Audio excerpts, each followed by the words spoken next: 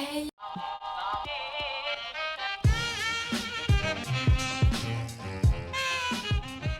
Bienvenue dans une nouvelle vidéo. Alors j'espère que vous allez tous très bien, que malgré cette période un peu compliquée, tout va bien. Alors je vous reprends pas mal de temps après ma dernière vidéo. C'est vrai que dans ma vie s'est passé pas mal de choses. Ma fille a déjà 3 mois et demi à l'heure où je vous parle, donc c'est vrai que j'ai pris un peu le temps de refaire une vidéo. Je m'acclimatais simplement à ma vie de maman parce que c'est vrai que il y a tellement de nouvelles choses. Alors donc je reviens aujourd'hui parce que j'aurais voulu partager avec vous l'histoire en fait de mon accouchement, de la naissance de ma fille. Je pense qu'il est important de rappeler bien évidemment que chaque accouchement est différent, que chaque femme est différente et également chaque bébé est différent. Donc c'est pas parce que mon accouchement s'est passé de cette manière-là que vous allez avoir exactement la même chose. Je veux pas vous faire peur, bon il n'y a rien d'effrayant mais c'est vrai que ça peut faire peur. Voilà, on va parler de choses qui moi me faisaient peur personnellement avant d'accoucher. Mais il faut surtout pas vous inquiéter si vous êtes jeune maman, vous inquiétez pas, de toute façon vous gérez, vous allez y arriver. Alors donc notre histoire commence le 21 juillet au soir. J'avais fait, enfin c'était une journée un peu, normale on va dire, rien de particulier. J'avais fait un peu de ballon le soir parce que c'était conseillé, vous savez, faire un 8 avec son bassin sur le ballon. C'est ce que ma sage-femme m'avait conseillé, donc c'est ce que j'avais fait. À savoir également que j'avais pris de la tisane de feuilles de framboisier, il me semble que c'est comme ça que ça s'appelle. J'avais pris ça, ça faisait, on va dire quand j'ai accouché, ça faisait 10 jours que j'en prenais. Je suis désolée, vous entendiez le bruit de ça, j'arrête, promis. Donc quand j'ai accouché, ça faisait 10 jours que je prenais des feuilles de framboisier. Donc je sais pas si c'est ça qui a aidé à déclencher le travail ou pas. Donc au soir du 21 juillet, je vais aux toilettes normalement. Et je me rends compte en m'essuyant que j'avais des pertes, on va dire, qui étaient rosées, un peu gluantes. Donc tout de suite, je savais que c'était le bouchon muqueux, enfin c'est ce à quoi j'ai pensé directement. J'étais au courant, donc je savais que ça pouvait tomber, je savais que je pouvais le perdre. Je savais également que ça ne pouvait pas forcément signifier grand chose. Ça pouvait dire que je l'avais perdu et que ça pouvait se reformer parce que je sais que ça se reforme, ou peut-être que mon accouchement était imminent, je n'en savais rien. Donc j'étais contente parce que pour moi ça avançait. Là on arrive au mercredi 22 juillet, mais j'en ai pas fait tout un fromage non plus. Une journée où j'étais active, c'était un peu une journée ménage, à savoir que pendant cette période-là, j'ai eu la chance d'avoir un conjoint très présent parce qu'il était en vacances en fait. Donc c'est vrai qu'il était là avec moi, ce qui m'a aidé aussi. Et donc voilà, la journée se passe sans encombre, pas de contractions. Enfin, après des contractions, on va dire logiques, quand on arrive à la fin de la grossesse, parfois on a des contractions, le ventre, on sent qu'il est dur, mais c'était pas très régulier tout ça, donc j'en avais pas fait cas. On arrive au soir, donc comme tous les soirs, mon petit rituel, un tout petit peu de ballon. On a passé quand même toute la soirée à regarder la télé avec mon compagnon et à jouer aux Sims aussi, super détail. Donc à minuit 30 on décide d'aller se coucher et je fais ma petite vie, je retourne aux toilettes et je me rends compte que j'ai encore des pertes, cette fois, enfin encore colorées, encore un peu rosâtres, mais cette fois beaucoup plus liquide. Donc au départ je me dis que c'est le bouchon muqueux, peut-être des restes, j'en sais rien, je sais pas comment ça fonctionne. Je décide d'aller me coucher, mais je commence à avoir des contractions quand même, on va dire un peu régulières, mais voilà, ma sage-femme m'avait dit que vu que c'était le premier, il fallait pas que je cours à la maternité dès que j'avais quelques contractions, voilà, donc ça allait, c'était supportable. Je me suis dit, je vais essayer de dormir et puis de toute façon, si c'est des grosses contractions, ça me réveillera. Et si ça me réveille, on va à la maternité, voilà. Donc je parviens à m'endormir vers 1h30 du matin. 3h30 du matin, je me réveille. Et là, les contractions vraiment continuent. Je décide d'aller aux toilettes et voilà, toujours ces pertes colorées, assez liquides. Donc là, je me dis, bon, on va quand même aller faire un tour. De toute façon, ça ne coûte rien, quoi. Et pour préciser, c'était quand même des contractions, voilà, je les sentais mais j'étais pas non plus, je souffrais pas le martyre, on va dire, c'était pas atroce. Donc c'est tout, je réveille mon copain, on saute dans la voiture, direction la maternité. À savoir qu'on avait 10 minutes de trajet et sur les 10 minutes de trajet, je comptais mes contractions. J'en ai eu 6 en 10 minutes, donc elles étaient quand même pas mal rapprochées. Donc on arrive à la maternité, on est accueilli par une sage-femme très très très gentille. Donc elle m'installe le monitoring, tout ça. Et je lui explique donc mon problème d'espèce de petite perte. Et elle m'a dit bon bah on va vérifier, on va faire un petit test avec ça avait l'air d'être un petit coton-tige ou je ne sais quoi. Donc elle a prélevé avec ce coton-tige le liquide qui s'écoulait. Et elle a fait un petit test pour voir si c'était pas du liquide amniotique. Voilà, pour être sûre, parce que si c'était du liquide amniotique, là j'étais hospitalisée, on va dire forcément, je restais avec eux, parce que on sait jamais, il peut toujours y avoir une infection, quelque chose. Donc on fait le test. Pendant que le test se fait, voilà, on le laisse agir. On contrôle le monito, donc j'avais bien des contractions vachement régulières. Bébé allait très bien, il n'y avait pas de soucis. C'était vraiment voilà, des bonnes contractions. Mais voilà, voilà, encore une fois, je sentais la douleur, mais c'était pas horrible. On vérifie le test du liquide amniotique, et donc il s'avère que c'était bien du liquide amniotique. Donc dans tous les cas, j'étais hospitalisée jusqu'à la naissance de ma fille. Donc à partir de là, elle me retire le monito. Donc j'ai dû faire 30 minutes à l'arrivée de monito. Elle me le retire et elle m'installe directement dans ma chambre, là où je vais passer mon séjour. Et elle me remet le monito dans la chambre. Donc voilà, donc je vais vous dire un peu les horaires. Donc on est arrivé à la maternité vers 4h. Et vers 4h30 environ, entrée en chambre, elle a installé le monito. Ensuite elle a dû me laisser encore 30 minutes pour que ça fasse 1 heure. Donc toujours pareil, contraction, pas vraiment douloureuse, mais je commence à les ressentir un peu plus.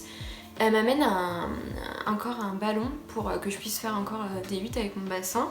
Donc c'est ce que j'ai fait, j'en faisais.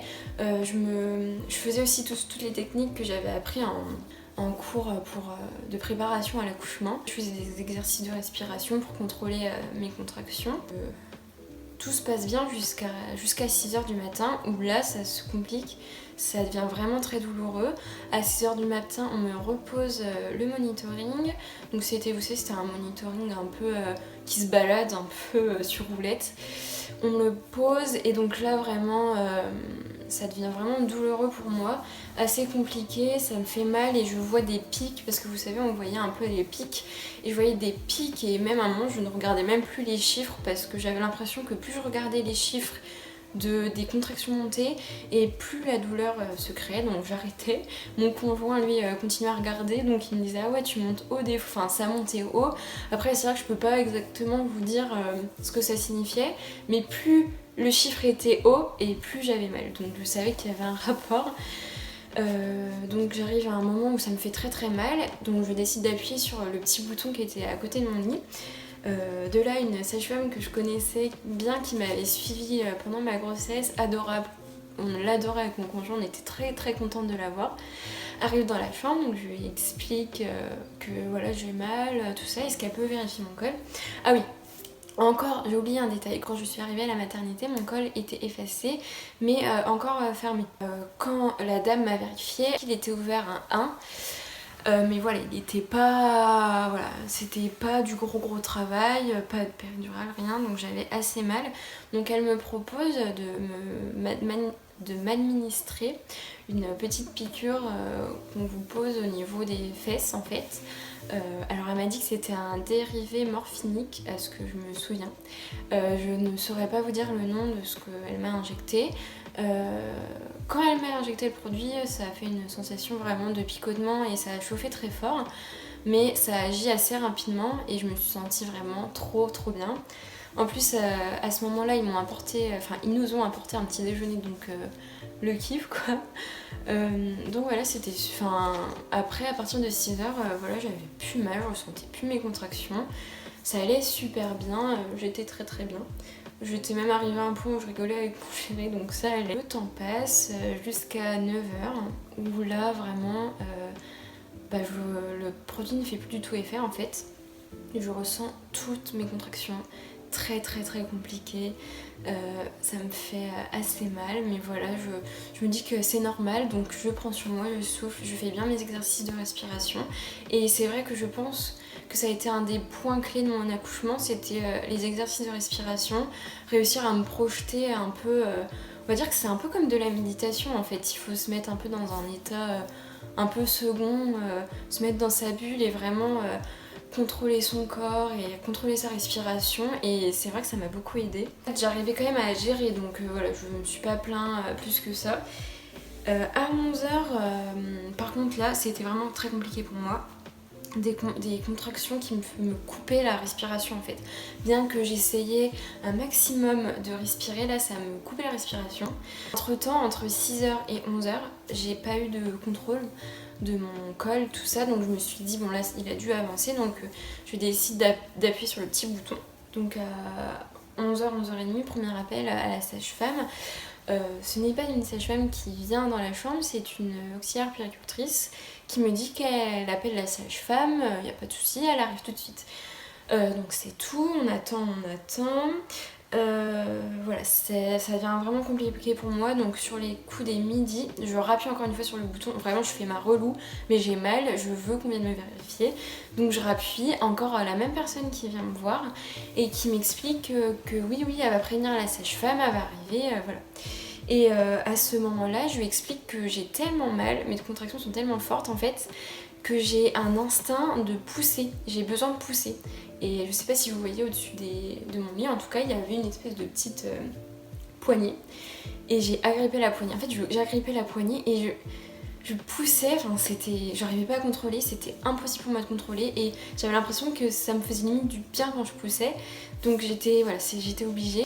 Donc ensuite vers midi et demi, donc on va dire à peu près 1 heure après mon premier appel, la sage-femme arrive, me demande comment ça va et contrôle mon col. Donc moi je lui explique voilà, que j'ai l'impression d'avoir besoin de pousser. Donc elle contrôle mon col et elle me dit que je suis déjà à 6. Oui, petite précision, je me suis quand même excusée de l'avoir dérangée. Elle m'a dit qu'en fait, je ne sais pas ce qui s'est passé, donc je me lance la faute à personne, on va dire. Mais que l'auxiliaire puéricultrice, elle l'avait pas du tout prévenu en fait. Elle était pas du tout au courant que j'avais des contractions. Donc bon, c'est pas grave, hein, on va dire que tout s'est bien passé, donc c'est le principal. Mais voilà, c'est ce qui explique un peu le long délai. Mais bon, après, il faut aussi savoir... Vous entendez peut-être ma fille? Elle est avec papa, donc normalement tout va bien. Donc je pense qu'elles étaient débordées parce que je sais que c'était même compliqué pour les chambres.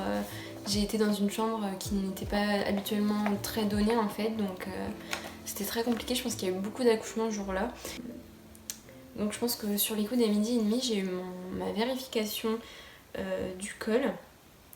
Donc la première sage-femme qui rentre dans la chambre me dit que je suis ouverte à 6.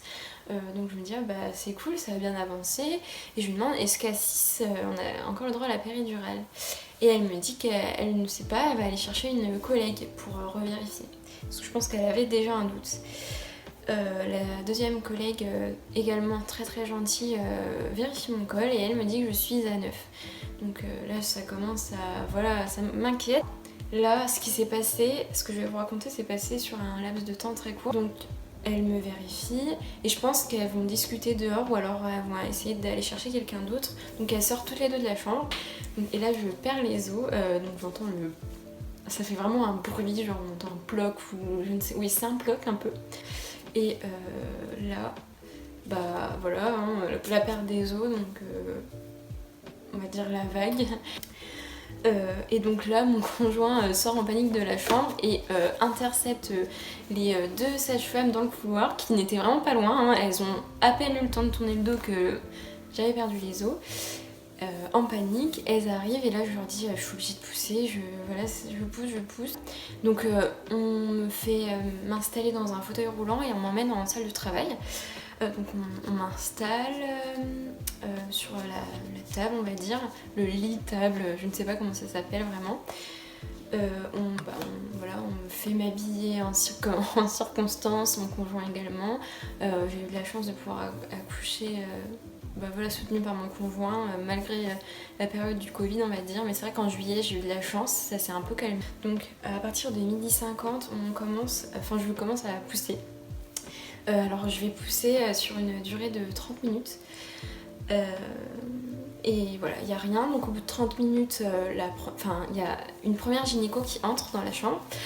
Je connaissais cette gynéco et c'était celle qui me suivait au départ, et j'ai décidé de changer, de plus aller vers des sages-femmes, voilà, pour des raisons qui me sont propres, hein, mais donc quand je l'ai vue arriver, c'est vrai que j'ai eu un petit peu peur, je vais pas vous mentir, mais voilà, ça s'est très très bien passé. Elle m'a posé la ventouse, donc on essaye. Alors faut savoir que j'ai eu très très très peur. Moi, mon accouchement, je l'imaginais vraiment la péridurale, et voilà, je voulais pas. En même temps, c'est facile de dire je veux pas. On va dire que là, j'avais pas le choix. Fallait bien que ma fille sorte, donc je voulais pas trop instrumentaliser mon accouchement. Mais voilà, j'avais pas le choix, c'est comme ça. Donc elle m'a posé les ventouses, et moi, ça m'a vraiment impressionné la façon de tirer un peu, d'extirper l'enfant en fait. Hein, mais bon, elle était un peu coincée, donc il n'y avait vraiment pas le choix. Mon conjoint aussi a été pas mal choqué. Alors je veux pas vous faire peur, donc je rentrerai pas dans les détails, mais c'est vrai qu'il faut être prêt. C'est impressionnant. Voilà, c'est quand même pas. Je trouve que c'est pas la meilleure façon de venir au monde, hein, d'être complètement tiré. C'est vraiment pas l'idéal, mais c'était comme ça. Pareil, donc là, au bout de quelques minutes, vraiment pas efficace. La ventouse ne fonctionne pas, pourtant moi je ressens bien mes contractions, je pousse vraiment comme une folle, mais voilà, je ne sais pas ce qui se passe, ça ne fonctionne vraiment pas. Donc là, arrivée d'un second gynéco, donc là on assiste à une espèce de conversation entre gynécologues. Donc la première, la femme, dit au second gynécologue, qui était un homme, que pour elle il faut me mettre les forceps. Et lui la regarde en mode non, moi je ne lui pose pas les forceps, elle n'est pas anesthésiée, c'est pas possible. Donc là je comprends quand même un peu, je me dis elle est folle, elle va me charcuter. Et voilà, j'ai eu un peu peur. Donc lui s'y est mis à la ventouse, et il a décidé de faire une épisiotomie. Alors l'épisiotomie, j'aurais bien, comment dire, au départ, quand on me l'a présenté quand j'étais encore enceinte, je me disais vraiment pas d'épisiotomie, je veux pas ça. Mais c'est vrai qu'en fait, à choisir entre une déchirure et une épisiotomie, bien évidemment, je préfère l'épisiotomie. C'est sûr que ça m'a fait mal sur le coup, mais ça a tout débloqué. Ma fille qui était coincée, donc aussi, il faut savoir que pour un bébé, c'est pas du tout bon d'être coincé dans le bassin. Voilà, c'était la seule solution en fait. Donc ils m'ont fait l'épisiotomie. Bon, sur le coup, j'ai eu un peu mal, je vous l'assure. Bien que, bon, je pense que niveau douleur, on était bien, mais je me rappelle avoir crié j'ai mal. Voilà, quand il m'a fait l'épisiotomie. Mais c'est vrai qu'on va dire une minute après, j'avais mon petit bébé sur moi en fait. Mais voilà, juste l'épisiotomie, ça a vraiment déclenché, tout débloqué. Donc je pensais pas le dire, mais je suis contente qu'on me l'ait fait parce que ça a vraiment tout débloqué en fait. 13h39 le jeudi 23 juillet 2020, j'ai enfin rencontré l'amour de ma vie. Enfin, mon compagnon et moi avons rencontré l'amour de notre vie. Et c'était un beau bébé de 49 cm avec 3 kg 550. Donc c'était un bon petit bébé avec des bonnes joues. Voilà, elle est toujours magnifique. Donc ce fut donc un moment vraiment merveilleux. Voilà, pour toutes les mamans qui vont accoucher, rassurez-vous, la douleur, on l'oublie tellement vite. Maintenant même, je me souviens d'avoir mal, mais je me souviens même plus de la douleur, tellement c'est une sensation magnifique d'avoir son enfant. Bon, après, je pense que ça dépend des mères, hein, voilà. On n'est pas obligé de dire qu'on a adoré accoucher. Moi, je peux dire que j'ai aimé mon accouchement, même si c'est pas déroulé comme je le voulais. Il s'est très très bien déroulé. J'ai eu de la chance d'avoir un bébé en très bonne santé, et j'ai pas eu de péridurale, et j'en suis très contente. Finalement, je me rends compte que j'ai pu m'en passer. Donc voilà, je suis très très très contente de la façon dont ça s'est déroulé. J'ai été vraiment très bien entourée pendant l'accouchement, mais aussi après l'accouchement, une équipe vraiment au top. La rencontre avec notre enfant était vraiment magique. Voilà, c'est tellement magnifique en fait. Porter un enfant pendant 8 mois et demi, et voilà, de l'avoir sur soi. En plus elle avait les yeux ouverts donc elle me regardait. Donc ensuite après on a pu faire la tétée d'accueil, le papa a pu faire aussi du pot contre pot, moi aussi. Voilà, c'était vraiment un moment magique tous les trois. Si vous êtes enceinte actuellement et que vous regardez cette vidéo, surtout ne vous inquiétez pas, vous gérez, ça va très bien se passer. Je pense très fort à toutes les mamans qui ont accouché, qui vont accoucher. Je vais conclure sur ce ma vidéo. Je vous souhaite une très bonne journée ou une très bonne soirée. Surtout, prenez très soin de vous et prenez très soin des personnes que vous aimez. Voilà. Je vous fais des gros bisous et à très bientôt.